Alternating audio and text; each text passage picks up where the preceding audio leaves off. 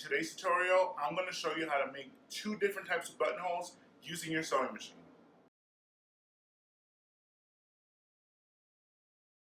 Hi friends, welcome back to So Obvious. I'm a Polonar. Buttonholes are very important because otherwise how the hell are you going to get into your clothes when it has no stretch? I find that like zippers, a lot of people are very intimidated at trying out buttonholes. I was the same way when I first started. I absolutely hated it. We had this machine at school that used to do buttonholes for you, and it did them in like 0.5 seconds, and it was scary as. However, not all buttonholes have to be done on that type of machine. Most sewing machines come with a buttonhole setting and a buttonhole foot. There also is a way for you to make buttonholes without a buttonhole foot or a buttonhole setting, which is a common use for all the buttons that are way too big for your buttonhole foot to accommodate. So today, I'm going to walk you through the steps on how to do two of those. Make sure to come back next week because I'm going to show you how to make a buttonhole by hand. Yay, hand sewing. I'm going to stab myself like 10 times. So the basic buttonhole is usually made on a machine. You can do it on a sewing machine. They also do make buttonhole machines that are basically just for buttonholes, and they're super fast.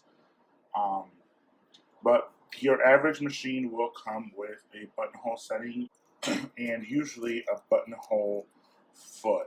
Here are some of the buttonhole feet that I've acquired through machines or just, I don't know where these two came from, honestly. This one has a place for you to put the button into, and that tells the machine how big the buttonhole you are going to make is.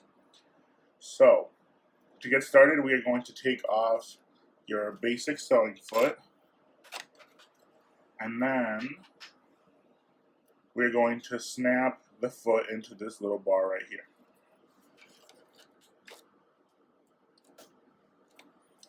Now that the buttonhole foot is put in, we are going to turn the hand wheel a couple times so that we can pull the thread through to the bottom. You want your threads to come underneath the foot towards the back of the machine. Now some machines have these, some don't. Mine has this little bar right here that you pull down and you make sure that you put in the back behind this little piece of the buttonhole. This pulls down and it lets my machine know that I'm going to make a buttonhole. If you don't pull this little lever down, it won't work. Now we are going to go over to the buttons and we are going to choose a buttonhole setting. So my machine has all the buttonhole settings right here, number 29 to number 33. It's got different little shapes. This one looks like more like a keyhole. These three are square. This one's kind of rounded at the bottom. It does different little patterns, zigzag, that kind of stuff. All of them work the same unless you're looking for a specific style. I usually do either number 29 or number 32. So for today, I'm going to do number 32. Once you've chosen the number you're going to do, you're going to make sure that you change it to the right setting. All these settings on this side are going to change on their own. And my machine actually tells you to make sure you change your foot. It tells you which foot you're supposed to be using. Now that we got that set up, we are ready to start sewing. So I'm going to be using this piece of fabric to put the buttonhole into. Usually the only part of the button that you have to mark is the beginning of the button. So when you are putting buttons on a garment, you have to make sure that you mark the right distance from the beginning of the buttonhole, not from the back. I put our fabric in, put our foot down, and you're going to try and keep your fabric as flat as possible. Whenever there's any bumps, the button foot will mess up.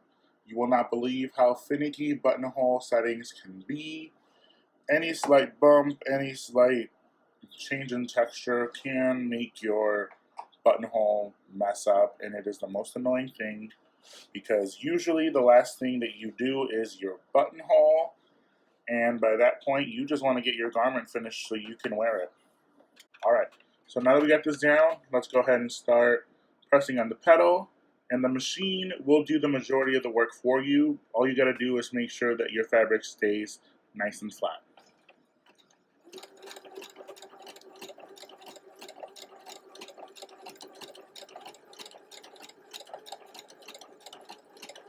I'm going to go kind of slow just so you guys can see what it's doing. It's doing a zigzag stitch. As you can see, the foot right here is moving up and down on its own. It's guiding the machine to do what it's supposed to do.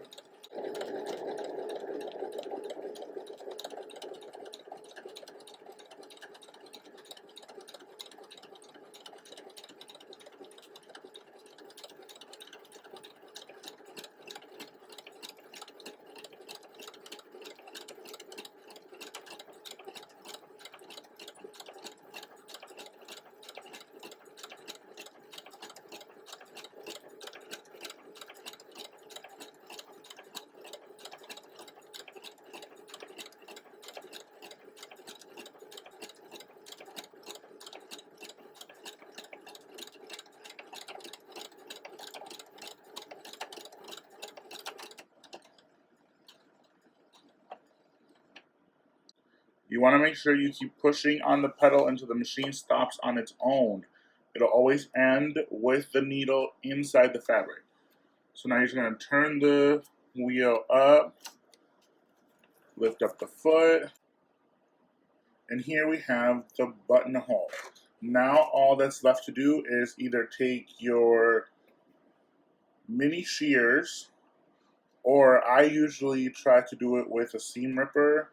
Just poke a hole right in and then rip it slowly up until the edge. Don't go past that thread, otherwise the buttonhole will be completely nullified.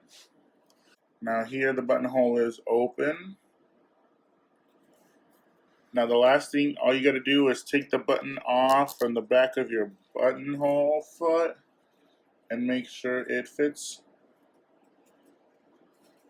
And it does. So that is the basic buttonhole that you can make on your machine.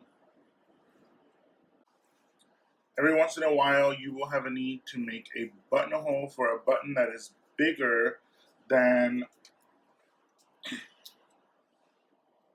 than how than the size that your buttonhole can accommodate, which I believe this one's like an inch and a quarter or so. There is a way for you to make a buttonhole for it, just using your regular sewing foot and your zigzag stitch. So first thing, what we're going to do is we are going to change the settings in our sewing machine so we can make a buttonhole by hand. So here we have our zigzag stitch. I'm going to use number 4. So I'm going to move this 1, 2, 3, 4. And the settings are 1.4 by 3.5. We actually want to change those settings. So we're going to change this number up here to a 0.6. And this one we're going to change it to a 2.5. The 2.5 is how far left to right your needle moves when it's making the zigzag stitch. A 2.5 is a pretty good setting so that it's not too big or too small. Same thing with the 0.6. The 0.6 is how far the needle moves back and forth, or how long each stitch is going to be. We're going to make it a 0.6 so that it's smaller, so that our zigzag stitch can be a little bit more concise, so it can be stronger, because we want to make sure that our buttonhole is strong enough to not rip whenever we're putting on our clothing. Now, I marked a 2-inch line here. I'm pretending that I'm making a buttonhole for a 2-inch wide button. And what I'm going to do is I'm going to line up the line with the edge of my sewing foot, the inside edge of my sewing foot. And then I'm going to sew a straight zigzag stitch all the way to the other end of the line.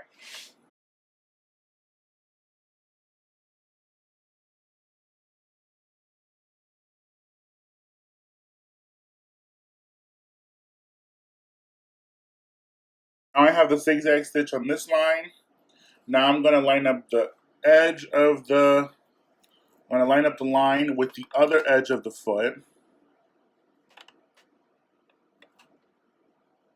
I'm going to line up the zigzag stitch that I just made with the inside of this edge of the foot, and we're going to do another zigzag stitch to the other end.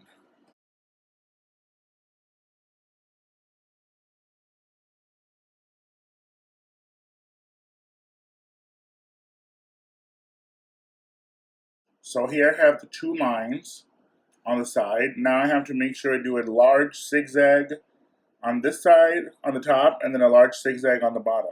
So what we're going to do is we're going to go back to our settings, and the setting that I had at 2.5, I'm actually going to put it all the way up to a 5, because then it's going to be wide enough for me to cover both ends. So I'm going to put this at the very edge right here, and then we're going to do a few stitches forward, a few stitches backwards, then we're going to repeat the process on this end.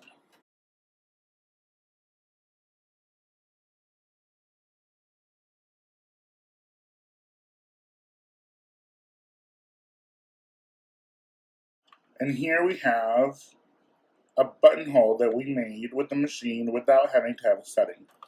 This is a great way to make buttonholes for buttons that are much bigger, or if your sewing machine for some reason doesn't have a buttonhole setting, or you lost your buttonhole, this is a great technique that you can actually size up and down for any size that you need. So all you have to do now is just, again, take either your scissors or your seam ripper and cut the opening on the buttonhole. If you like today's video, make sure that you like, comment, share, subscribe, and ring the bell.